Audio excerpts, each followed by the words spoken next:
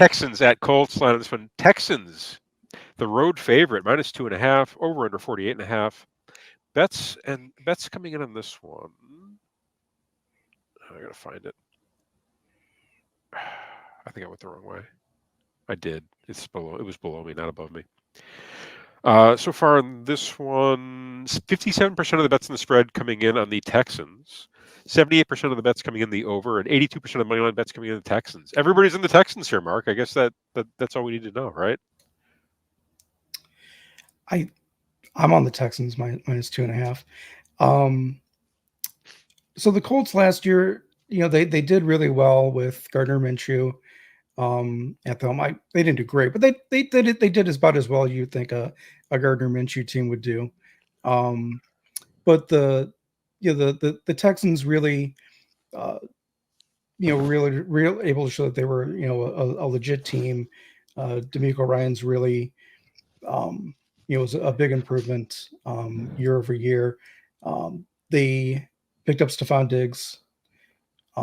Is that is that like I don't know? Is that an improvement at this point? Yeah, I mean it's another weapon I guess. for them. But the big question is how does Anthony Richardson respond coming back from the injury for the Colts? That being said, even though it's at home, um, I like the Texans minus 2.5. Um, but again, this is a hard one to pick. I feel It really is. I feel this is a coin flip, and it's a coin flip. Give me the home dog. Um, we watched way too many Colts games last year.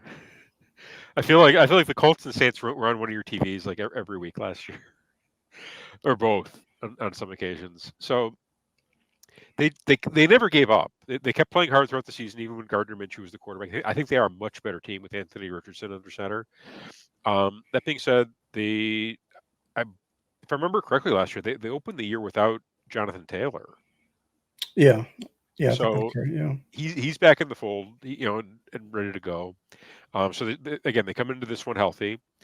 Um, I again, I kind of like this one as a bit of a shootout, and when I feel it's a shootout, I always like to take the dog. Um, Give me the Colts at home. I think they get it done. And also when I see the public loading up on a team that they think is going to be good, that tells me that I kind of want to load up on the other side. And this is really more of a public fade than it is a Colts endorsement, yeah. so to speak. So that's where my head's at with this one. When I would probably wait to bet on this one. I have a feeling it's going to go up to 3 or maybe even 3.5 before kickoff.